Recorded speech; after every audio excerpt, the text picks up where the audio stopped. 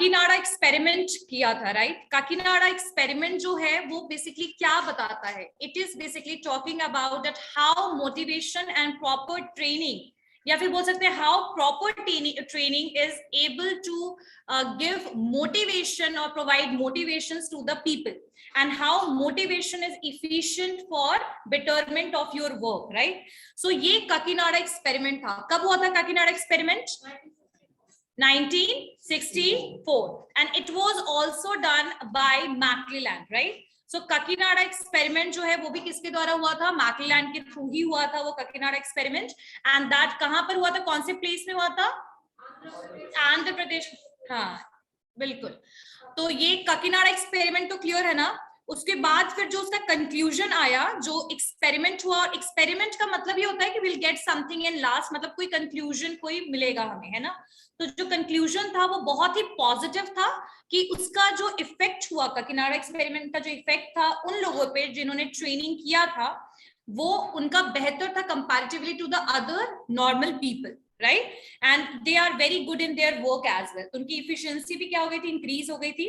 और इस कंक्लूजन में एक और भी फ्यूचर के पॉइंट ऑफ व्यू से बोला गया था कि हम आगे चल करके इस तरीके का यंग, बोल सकते हैं यंग लोग या फिर जो बच्चे हैं, टीनेजर्स हैं या फिर कम एज के हैं, उनमें ये चीज, ये थॉट प्रोसेस बचपन से ही डाल सकते हैं अगर उनकी सिलेबस में इस तरीके के टॉपिक्स को इंक्लूड किया जाए, एंटरप्रेन्योर्स और थेमेटिक जो परसेप्शन टेस्ट वगैरह जो हुआ, या फिर बोल सकते हैं विजुअलाइजेशन उनका इंक्रीज हो सकता है. सो ये काकीनाडा एक्सपेरिमेंट था, राइट? मैक्लेलैंड जो थ्योरी है, ह्यूमन थ्योरी ऑफ मोटिवेशन जो है, it is based on that जो लोग होते हैं, जो नॉर्मल पीपल होते हैं, उनमें 3 क्वालिटीज होती हैं, ठीक है? एक होता है फैक्टर एफिलिएशन का, एक होता है अचीवमेंट का, और एक होता है पावर का, ठीक है?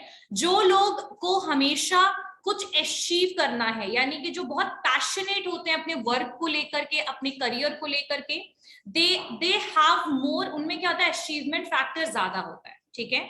अब बात करते हैं एफिलिएशन की. तो ये वैसे लोग होते हैं, उनका बिहेवियर ऐसा होगा कि they never want to be appreciated alone, यानी अगर उनकी अकेली तारीफ की जाए तो उनको ये उतना कुछ खास पसंद नहीं है जितना उनके पूरे ग्रुप की तारीफ की जाए. So they always want to be in a social group, हमेशा सोशल ग्रुप में रहेंगे. ऑफिस में अगर कोई पर्सन वैसे काम करते हो जो एफिलिएशन के फैक्टर जिनमें ज्यादा है, वो पर्सन जो है वो पूरे मतलब अकेले रिस्क लेने के लिए रेडी नहीं होगा, मतलब अकेले इनिशिएट नहीं करेगा किसी भी चीज को. वो चाहेगा कि पूरे ग्रुप ही कोई प्रोजेक्ट को करे, अकेले वो इतना वो डेयरिंग नेचर का नहीं होता है, ठीक है? उसको लगता है कि सब उसे लाइक करे, सब उसे पसंद करे, ठीक है? सो ये एफिलिएशन फैक्टर ऐसे लोगों में ज्यादा होती है. कुछ ऐसे लोग होते हैं जिनको पावर फैक्टर जिनमें ज्यादा है, जिनमें पावर फैक्टर ज्यादा है, वो पर्सन क्या करेंगे? दे आर ऑलवेज थिंकिंग, और इन अ, बोल सकते हैं ना कि वो हमेशा डोमिनेट करने की कोशिश करेंगे अपने वर्ड से सामने वाले को, ठीक है? और वो आपके बोल सकते हैं ना कि वो अपनी बात रखने के लिए वो किसी भी लेवल पर आर्ग्यूमेंट आपसे कर सकते हैं, लेकिन अपने बात को वो सच ही करेंगे, करेक्ट ही करेंगे कि भाई मेरी बात ही सही है, ऐसा प्रूफ करने की वो हमेशा कोशिश में होते हैं. सो ये पावर फैक्टर ऐसे लोगों में ज्यादा होती है. तो इसका मतलब ये नहीं कि तीनों के तीनों फैक्टर, हर एक पर्सन में सिर्फ एक एक ही फैक्टर है, तीनों फैक्टर्स होते हैं, बट इसमें से एक फैक्टर डोमिनेटिंग होता है, या तो अचीवमेंट फैक्टर, या तो एफिलिएशन फैक्टर, या तो फिर आपका पावर फैक्टर. समझ में आया? अब इसको लिखो तो और समझ में आएगा अच्छे से. अब ये जो आपका एक नॉर्मल बोला जा रहा है ना कि किसी भी पर्सन को, आजकल आप देखिए कि कोई भी एक पर्सन का थॉट प्रोसेस दूसरे पर्सन से मैच नहीं करता है. सही बात है? जो पर्सन एक जैसे उसकी थिंकिंग है, एक प्रोडक्ट को लेकर के भी सब लोगों की थिंकिंग वैरी कर जाती है मार्केट में. तो आप समझ सकते हैं कि एक नॉर्मल कॉन्सेप्ट, एक सोसाइटल कॉन्सेप्ट में अगर चीजों को समझो तो सोशल पॉइंट ऑफ व्यू से भी सबके थॉट प्रोसेस मैच नहीं करते हैं. अब एग्जाम्पल में जो खुशी है उसके लिए संजलि अलग होगी, महिमा के लिए संजलि अलग होगी, या संजलि के लिए महिमा या संजलि के लिए खुशी अलग होंगे. मतलब इन शॉर्ट इनका जो थॉट प्रोसेस है ये वैरी करेगा सबका, सबके लिए, ठीक है? पर्सन के लिए भी, आपके टैंजिबल आइटम्स के लिए भी, इंटैंजिबल आइटम्स के लिए भी, आपके एजुकेशन सेक्टर के लिए, मतलब हर एक सेक्टर के लिए मैं एक पॉइंट ऑफ व्यू से कह रही हूँ. चलिए, so David McClelland human motivation theory allows you, allows से बना allows, s लगा लेना, allows you to identify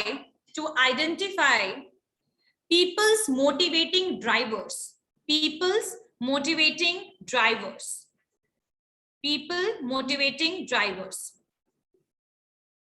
ठीक है, यानी कि जो मैक्लेलैंड थ्योरी है ये आपको किस चीज में हेल्प करेगा, जानने में, आइडेंटिफाई करने में कि लोग जो है ये एक्शन ले क्यों रहे हैं, उनके पीछे क्या मोटिवेटिंग ड्राइवर है उनका, ठीक है, क्या फैक्टर है. आगे लिखिए, in early 1940s, in the early 1940s, इन 1940 आपका कौन सा थ्योरी आया था मोटिवेशन का,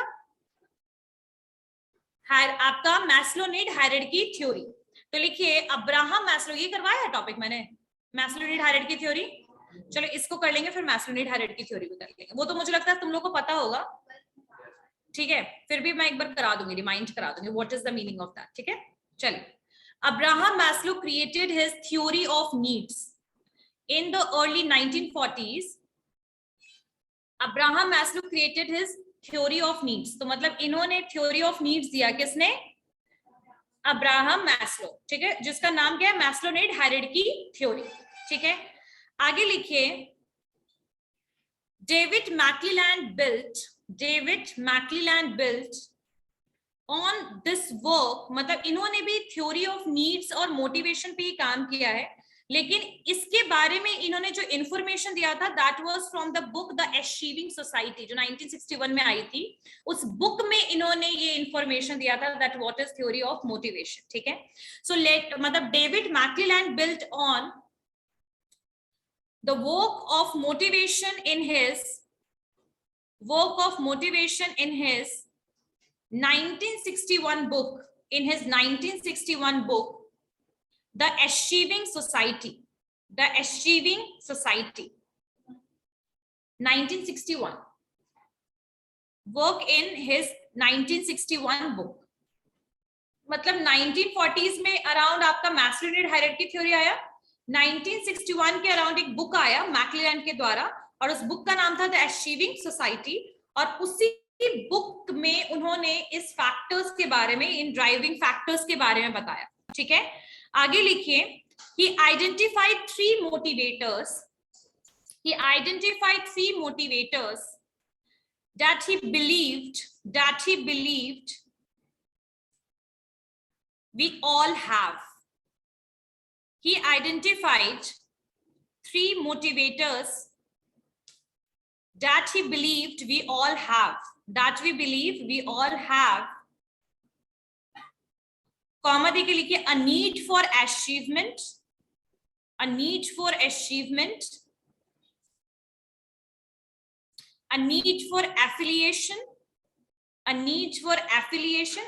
achievement लिख लिया बच्चे. ठीक है, आगे लिखिए, a need for affiliation and a need for power,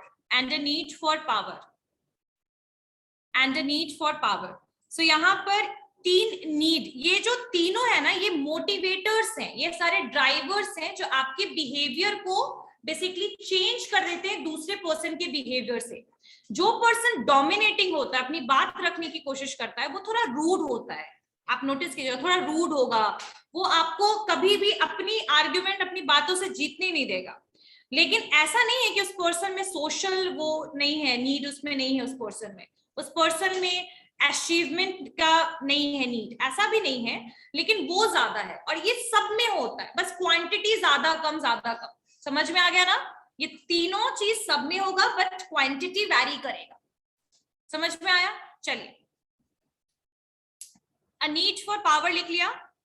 अब आगे लिखिए, people will have different characteristics.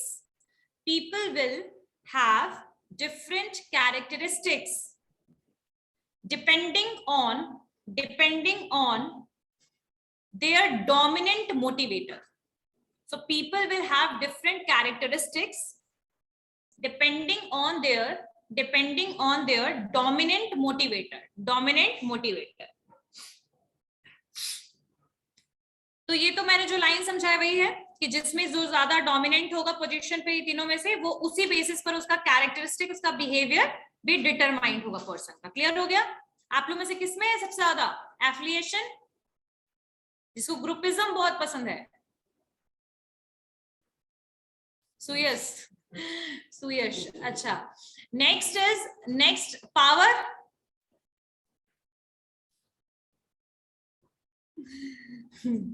संजलि में, संजलि तो तुम अपने आर्ग्यूमेंट से किसी को जीतने नहीं देती हो। और किसमें अचीवमेंट वाली बात? आदर्श। तो यहीं पर आप लोग को समझ आ गई होगी पॉइंट, है ना? आगे लिखिए, एक minute, I am just coming back. Okay, so समझ में आ गया होगा कि वैरी करेगा characteristics and behaviour according to whatever factor, motivating factor is dominant position पर जो होगा। आगे लिखिए, according to McClelland, these motivators are learned. learn से बना है, ed लगा लीजिएगा, learned. According to McClelland, these motivators are learned. Why it is learned? Because इसको सीखा जाता है, लोग लर्न करते हैं, याद करते हैं, एक्सपीरियंस करते हैं जो लाइफ में, उसी तरीके का उनका बिहेवियर कन्वर्ट हो जाता है। ठीक है? सो ये मोटिवेटिंग फैक्टर्स आपके बचपन से नहीं है ये चीज। It is not about that by birth person have this kind of characteristic, but it is because of the person what he or she experienced in his or her life. कुछ ऐसे person होते हैं जिनके family background ऐसा होगा that everyone is doing something better in their life, so automatically achievement factor आप में ज्यादा नजर आने लगेगा, है ना? कुछ पर्सन होते हैं, I am just giving the example, some people are from the political या फिर पॉलिटिकल फैमिली बैकग्राउंड होता है किसी में, तो उनमें पावर का फैक्टर उनके बच्चों में भी आपको कहीं ना कहीं नजर आएगा। ठीक है? कुछ लोग जो होते हैं वो हमेशा एक अच्छे फैमिली में, लविंग फैमिली में रहते हैं, ठीक है, या फिर बहुत ही लोनलीनेस यानी अकेले रहते हैं, तो ऐसे पर्सन को हमेशा किसी ना किसी के सपोर्ट की रिक्वायरमेंट होती है, तो उनमें एफिलिएशन फैक्टर ज्यादा नजर आएगा। So the person got negative और पॉजिटिव एक्सपीरियंस, और इस एक्सपीरियंस से उनका बिहेवियर इस तरीके से चेंज हो जाता है। आई बात समझ में? क्लियर हो गया? सो ये जो फैक्टर्स है, it is not by birth but it is basically learned. ठीक है? लर्न करके या फिर सीख कर हुआ है इनका ऐसा नेचर। ठीक है? चलिए, अब कोई कहां से सीखता है? तो या तो फैमिली, या तो सराउंडिंग, सोसाइटी, ऑफिस, राइट? तो इसी जगह से लोगों ने जो सीखा और जो लोगों ने उसको परसीव किया, जो उन्होंने लिया उसमें से, जो उसके बेसिस पर उनका बिहेवियर डेवलप हुआ। समझ में आ गया? क्लियर हो रहा है सबको? चलिए आगे लिखिए। इसीलिए कई बार इस थ्योरी को लर्नेड नीड्स थ्योरी भी कहते हैं। So sometime it is also known as learned needs theory. So these motivators are learned, which is why this theory sometimes called the learned needs theory. Learned needs theory. Need N-E-E-D, learned need theory. चलिए आगे लिखते हैं। मैक्लीलैंड says that, अच्छा तुम लोग लिखिए, McClelland says that regardless of our gender, culture or age, McClelland says that regardless of our gender, culture or age, we all have three motivating drivers. We all have three motivating drivers, and one of these will be our dominant motivating drivers. We all have three motivating drivers, and one of these three will be our dominant motivating driver. Dominant motivating driver. This dominant motivator is largely dependent on our culture. This dominant motivator is largely dependent on our culture, life experiences in on our culture and life experiences. जो मैंने आप लोगों को बताया same वही line लिखा है आप लोगों ने कि यहाँ पर ये चीज नहीं बोला जा रहा है कि सर्टेन एज के बाद किसी पर्सन के अंदर अचीवमेंट फैक्टर ज्यादा आ जाएगा. लिख लिया ना सबने?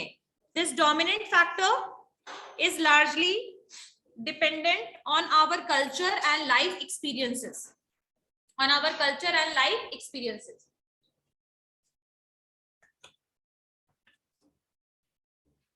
अब इसका क्या मतलब हुआ?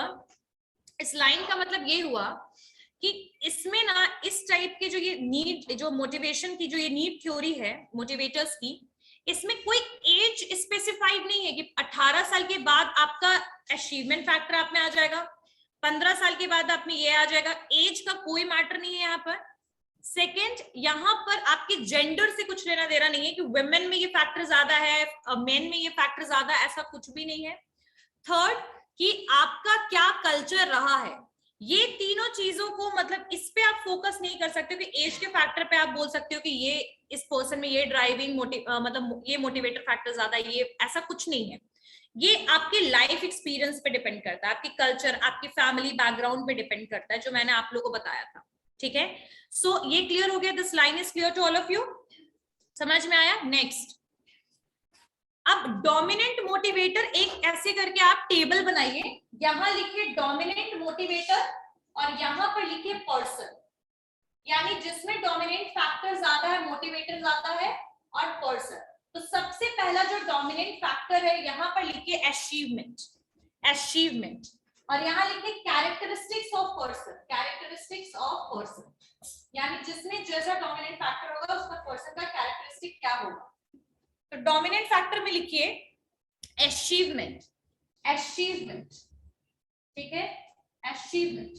अब जिसमें अचीवमेंट ज्यादा है उसमें पहला आपका कैरेक्टरिस्टिक्स ऑफ पर्सन में लिखिए has a strong need, has a strong need to set, has a strong need to set and accomplish. accomplish का मतलब किसी चीज को पाना, complete करना, पाना. has a strong need to set and accomplish challenging goals. challenging goals. has a strong needs to set and accomplish challenging goals. इसका मतलब समझ रहे हो? ये जो अचीवमेंट का फैक्टर जिसमें ज्यादा होगा वो ये स्पेसिफिक, ये जनरल गोल के पीछे नहीं भागेगा. जनरल गोल और स्पेसिफिक गोल मैंने तुम लोगों को बताया होगा, याद होगा. These people are very those people who are ready to take the challenge. यानी कि छोटे मोटे गोल ये सब तो नहीं, लेकिन एक चैलेंजिंग बोल सकते हैं ना, वो उस टाइप का. जैसे अगर कोई पर्सन है तो वो ये नहीं बोलेगा कि मैं एसएससी क्लियर करूंगा, बोलेगा नहीं मैं बीपीएससी क्लियर करूंगा. ये ऐसे पर्सन होते हैं. जो ज्यादा डिफिकल्ट होगा वो इनको ज्यादा अट्रैक्ट करता है. क्या? गोल. समझ में आया? तो ये गोल को सेट करेंगे और उसके बाद उस गोल को अचीव करने के लिए जो भी चैलेंजेस है, जो भी चीजें हैं, उन सबको ये साइड करेंगे और उस गोल के पीछे एकदम भागने लग जाएंगे. समझ रहे हो? तो ये पहला फैक्टर हुआ. ऐसा बिहेवियर किसका होगा? पर्सन का. गोल सेट करना, गोल को अकॉम्प्लिश करना, चैलेंजेस फेस करना. क्लियर? समझ में आया? What happened to you Prerna? इधर आके बैठो. नेक्स्ट, सेकेंड लिखे takes calculated risk. Takes calculated risk to accomplish their goal. To accomplish their goal. Take calculated risks to accomplish their goal. What is the meaning of this line? ये जो लोग होंगे जो इसमें अचीवमेंट, अब ये बिल्कुल भी ऐसे नहीं होंगे कि ये प्रूडेंट नहीं होंगे. प्रूडेंट का मतलब समझदार. ये लोग समझदार होंगे. ये जो भी रिस्क ले रहे हैं ना उसको कैलकुलेट करेंगे. अब जैसे कोई पर्सन है वो बीपीएससी की तैयारी करने के लिए जॉब छोड़ देगा, तो उसको पहले वो कंसिक्वेंसेस देख लेगा कि इस जॉब को छोड़ने से मेरे लाइफ में क्या इंपैक्ट पड़ेगा. अगर उस पर्सन को लगेगा कि मैं जॉब अगर छोड़ देता हूं तो मुझे फाइनेंशियली दिक्कत आ सकती है, तो वो जॉब का या तो पार्ट टाइम में कन्वर्ट कर लेगा या तो वो जॉब के साथ तैयारी करना शुरू कर देगा. So these people are prudent, they are not those people जो अचीवमेंट के पीछे भागने के लिए बहुत सारी चीजों को सैक्रिफाइस कर दे और बहुत सारी चीजों में लॉस में चले जाए. ऐसे नहीं होंगे ये लोग. ये बहुत कैलकुलेट करेंगे कि क्या क्या रिस्क है. जैसे मैंने बताया कि बहुत सारे लोग जो तैयारी करते हैं सिविल्स का, वो जॉब करते करते जॉब छोड़ देते हैं, तो वो पहले उस जॉब को छोड़ने का कंसिक्वेंसेस को कैलकुलेट करेंगे. आ रही है बात समझ में? So these people are very calculative and they understand that what kind of risk is associated with this achievement. Clear हो गया? समझ में आया? और जो बन पाएगा उसी रिस्क को लेंगे. लेकिन ऐसा नहीं होगा कि रिस्क को लेने के बाद वो फेल हो जाएंगे, ऐसा बिल्कुल नहीं होगा. ये बस टाइम को, हर चीज को प्रॉपर्ली प्लान कर लेंगे. थर्ड में लिखिए, likes to receive regular feedback, likes to receive regular feedback, likes to receive regular feedback, likes to receive regular feedback on their progress, on their progress, on their progress and achievement. ये सारे points यहां लिख रहे हो ना दूसरे वाले table में? फिर नीचे फिर आएगा जब एफिलिएशन, तो फिर इधर सारे कैरेक्टरिस्टिक, फिर पावर, फिर इधर सारे कैरेक्टरिस्टिक. ठीक है? likes to receive regular feedback on their progress and achievements. इसका मतलब क्या हुआ कि ये जो लोग होंगे ना, ये आप अगर इनको कोई क्रिटिसाइज भी करता है ना, तो इस चीज को ये निगेटिवली नहीं लेंगे. जैसे मैं बताती हूँ, अब आप लोगों ने एस्पिरेंट्स देखा होगा, देखा है? तो उसमें एक ना, मैं एग्जांपल दे रही हूँ कि उसमें जो पर्सन होता है, जो लीड रोल में होता है, वो बहुत ही ज्यादा क्रिटिसाइज कर रहा होता है गवर्नमेंट को. देखा होगा, नोटिस किया होगा. तो उसे जो उसकी फ्रेंड होती है अफर्मेशन और ये सब चीजों के बारे में बताती है कि you have to write balanced answer, है ना? And he started doing that. So that why he started doing that, because he understand that what was wrong with that answer. सही बात है?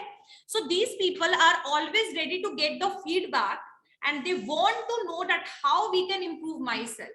तो ऐसा नहीं है कि जब आप किसी गोल के पीछे भाग रहे हो और whatever you are doing that is right, sometime you are taking the wrong path as well, so you are ready to take the feedback. In person को कोई क्रिटिसाइज करेगा भी, सुनाएगा, डांटेगा, कोई टीचर भी सुनाएगा, तो these people are not taking it in the wrong way, but उसको positively he or she is going to implement in their achievement of goal. समझ में आ गई बात? क्लियर हो गया ये line? So they are ready to take the feedback. अगर कोई ऑफिस में पर्सन है और उसमें अचीवमेंट की क्वालिटी ज्यादा है, तो किसी भी काम को बहुत ही प्रॉपर्ली डेडलाइन से पहले काम करने वाला इस टाइप का पर्सन होगा. अगर उस पर्सन को बोला जाए कि ये तुम्हारी काम में गलती है, तो वो उसको नेक्स्ट टाइम सुधारेगा. तो ये होते हैं अचीवमेंट जिनमें डोमिनेटिंग होता है फैक्टर. समझ में आया? फीडबैक चाहिए, चैलेंजेस, टास्क जो है उसको कंप्लीट करना है, गोल को सेट करना है, कैलकुलेटिव रिस्क पे काम करना है. ठीक है? कैलकुलेट करना है रिस्क को. Next one is often likes to work alone. Often, OFTEN, often likes to work alone. Often likes to work alone. अच्छा, what is the meaning of this factor often likes to work alone? इसका मतलब है कि जो ऐसे लोग होते हैं जो इसमें अचीवमेंट फैक्टर ज्यादा है, अकेला काम करना पसंद करेंगे. दे नेवर लाइक कि ग्रुप स्टडी कर ले, घूमते फिरते पढ़ ले. ये अकेले अपने आप को टाइम देते हैं और अपनी मेहनत, अपने गोल को अचीव करने की कोशिश में लगे रहते हैं. They are not believing that what others are doing, but these type of people believe on themselves. अपने आप पे वो बिलीव करते हैं और अकेले ही काम करते हैं. ठीक है? समझ में आया? Next one is affiliation. अब जिसमें एफिलिएशन ज्यादा होगी, एफिलिएशन, एफिलिएशन, एफिलिएशन जिसमें ज्यादा होगी, उनमें कैसा बिहेवियर होगा पर्सन का? तो पहला चीज, wants to belong to the group, wants to belong to the group. तो ऐसे लोग हमेशा कैसा रहना चाहेंगे? ग्रुप में. कैसे रहना चाहेंगे? ठीक है? इनको क्या चाहिए होगा? ग्रुप. अकेले नहीं रह पाएंगे. समझ में आया? सेकंड है, और मैंने क्या बताया था कि अचीवमेंट में जस्ट ऑपोजिट है, वो अकेले रहना चाहेंगे. ठीक है?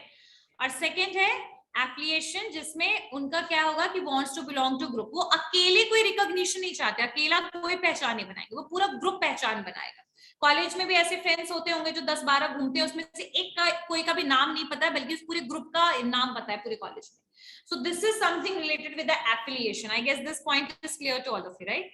Second point is wants to be liked, wants to be liked, and will often go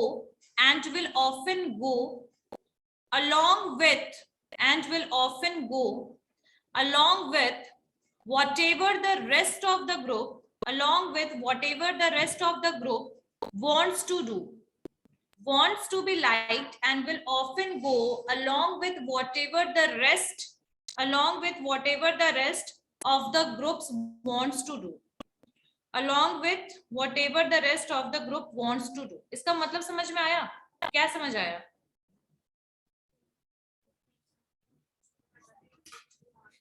हाँ, ये इन लोगों को ना पसंद, इनको लोग पसंद करें, ये पहले तो इनको ये चाहिए कि लोग इन्हें पसंद करें, अटेंशन दें, टाइम दें, इस टाइप के होंगे। दूसरी चीज कि ऐसे जो लोग होंगे ना, ये अपने डिसीजन को आप पे थोप ही नहीं सकते हैं, समझ रहे हो? अब सब लोगों ने कहा नहीं केजीएफ देखेंगे, तो ये भी कहेंगे हाँ मैं केजीएफ ही देखूंगा। समझ में आ गई बात? ये आई am just giving the one of the important point, जो मतलब मैंने बताया कि अगर 10 फ्रेंड है, उसमें से अगर एफिलिएशन वाला जिसमें डोमिनेटिंग फैक्टर है, तो अगर 5 कहेंगे ना कि चलो केजीएफ देखते हैं, तो उसमें से अगर 2 में भी एफिलिएशन ज्यादा है, तो 2 कहेंगे हाँ हाँ चलो ठीक है केजीएफ देखते हैं। So these are those people, they never try to impose their own thought decisions on you, but they are ready to go with the flow. Whatever the group is doing, those people are also going to do the same thing. Even I saw this kind of thing with the students as well. Like in after completing 10th, some of the students are like नहीं मुझे commerce लेना है, कुछ कहते हैं मुझे science लेना है, कुछ कहते हैं मुझे बायो लेना है, मतलब वो मैथ्स लेना है। तो क्या होता है ऐसे सिचुएशन में कि जो बच्चे, मेरा भाई even he did the same thing, if the others, what the others are deciding, they are also, he or she is also going to take the same decision, but they are not calculating the things, they are not thinking that it is suitable for me or not. Like if the people are ready to go for any of the hangout करना चाहते, घूमना चाहते, फिरना चाहते, तो वो भी कहेंगे हाँ ठीक है मेरे पास टाइम नहीं है फिर भी घूमना है। समझ में आ गया? So these people are affiliation वाला। समझ में आया? Next one is, next word, next point, favors collaboration over competition, favors collaboration over competition, favors collaboration over competition. Acha, what is the meaning of this line? Like they are not believing on the, एक competition में believe नहीं रखते हैं। Competition का मतलब क्या होता है कि जब आप अपने आप को दूसरे से बेहतर साबित करो, इसमें भी 2 तरीका होता है। There are 2 type of competition, positive and negative. Let me give you the example, a very basic example. Like there are 2 students in the class, they both are the competitors and one person is doing their work, मतलब वो आराम से अपना काम कर रहा है या कर रही है, अच्छा पढ़ाई कर रहे हैं, टाइम दे रहे हैं, and the second one is also good in studies, but he या she wants to पहले इसको डाउन करो फिर इससे आगे बढ़ो। So there are 2 type of competition. ये समझ में आ गया? तो यहाँ पर ये लोग ना पॉजिटिव कंपटीशन में रहना चाहते हैं ना नेगेटिव कंपटीशन में रहना चाहते हैं। ये कोलैबोरेट करके काम करेंगे, मिलजुल कर काम करने में पसंद करते हैं। एक पेंटिंग बन रहा है तो उस पेंटिंग में वो भी ब्रश चला लेंगे। They are those people but they are not going to show the different painting with saying that कि इससे मेरा बेहतर पेंटिंग। आई बात समझ में? क्लियर हो गया? तुम है प्रोजेक्ट अप्रेजल का? ठीक है, देखते अगर चलिए। Next one is don't like high risk और uncertainty. Don't like high risk और uncertainty. Don't like high risk और अनसर्टेनिटी। अब यहां इसका मतलब समझिए क्या है कि ऐसे जो लोग होते हैं जो जिनमें एफिलिएशन ज्यादा है, ये रिस्क लेने से घबराते हैं। मैंने क्या बताया था, जैसे ऑफिस में अगर इनको कोई प्रोजेक्ट का काम मिल जाए अकेले और बोला भी जाए कि if you will do it properly we are going to give you promotion, but these people are not ready for that. तो रिस्क लेने के बिल्कुल ही चक्कर में होते ही नहीं है। ये सोचते हैं जैसे कैसे होता है कि 4 बच्चे एक साथ बदमाशी करें तो कौन किसने किया नाम पता नहीं लगता, तो दे बिलीव इन दैट।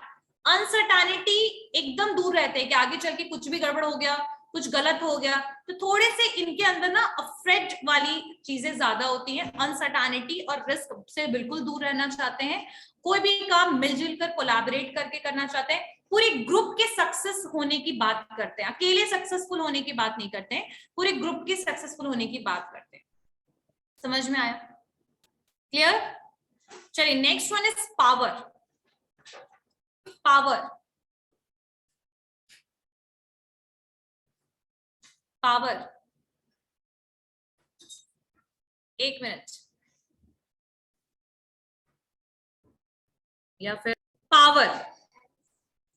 तो पावर में क्या है? फर्स्ट आपका फैक्टर क्या होगा? wants to control and influence others, wants to control and influence others, wants to control and influence others। तो ऐसे जो लोग होंगे ना, ये दूसरों को कंट्रोल करने की कोशिश करेंगे। ठीक है, क्या करेंगे? कंट्रोल करेंगे दूसरे को, मतलब अपने डिसीजन के सामने दूसरे का डिसीजन को अहमियत, वैल्यू नहीं देंगे। आई बात समझ में? So these people will control others, ठीक है, एंड इन्फ्लुएंस करेंगे, यानी उनकी जो पर्सनालिटी होगी ना दूसरों को प्रभावित करेगी, इन्फ्लुएंस करेगी, असर डालेगी, इंपैक्ट डालेगी। Clear? Second, likes to win arguments, likes to win arguments, likes to win arguments. अब आर्ग्यूमेंट का मतलब क्या हुआ? बहस। जैसे लड़ाई हो गई कि तुम मुझे पेप्सी पीना है, नहीं मुझे कोको कोला पीना है, तो they will give you the valid points कि उनको कोको कोला क्यों पीना है। ठीक है, हाँ, कन्विंस कर देंगे, और अगर आप कन्विंस नहीं करोगे तो आर्ग्यूमेंट में जीत लेंगे, सामने वाले को बोलने का मौका नहीं देंगे। समझ में आ गई बात? So these people want to win argument, यानी फाइनली सामने वाला चुप हो जाए, उनको ऐसा फील होता है उन्होंने कुछ अचीव कर लिया है, तो ऐसा इनका बिहेवियर होता है। समझ में आया? What happened? नहीं, ये सारे पॉइंट्स हैं इसके। थर्ड लिखिए, enjoy competition and winning, enjoy competition and winning, enjoy competition and winning। तो ये प्रतियोगिता में क्या रखते हैं? बिलीफ रखते हैं। इनको वो नहीं है कि सबको एप्रिसिएशन सर्टिफिकेट मिल जाए, बल्कि इनको फर्स्ट, सेकंड, थर्ड पोजीशन से मतलब है। आई बात समझ में? So they don't want that they will get the participation certificate or appreciation certificate, but they want something कि इनका एक पोजीशन इनको मिले, ये प्रूफ हो कि he or she is better than others। ठीक है, so they believe in competition and winning। और ये ऐसा भी नहीं चाहेंगे कि मैं अगर पार्टिसिपेट करूं तो मैं हार जाऊं, नहीं, they will always try to win that। समझ में आ गई बात? नेक्स्ट लिखिए, enjoy status and recognition, enjoy status and recognition, enjoy status and recognition।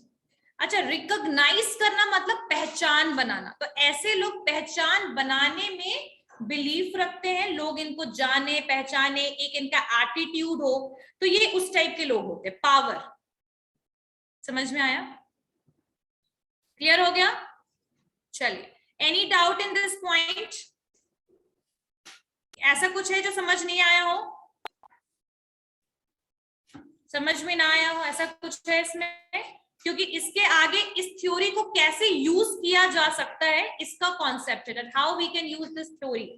ठीक है, anyone have any doubt in any of the point whatever we discussed? नहीं, सिर्फ एक ये पॉइंट था कि आपका ये कौन सा डोमिनेटिंग फैक्टर है, कैरेक्टरिस्टिक्स ऑफ पर्सन क्या है, फिर एफिलिएशन है, कैरेक्टरिस्टिक्स ऑफ पर्सन क्या है, पावर है, कैरेक्टरिस्टिक्स ऑफ पर्सन क्या है। क्लियर हो गया?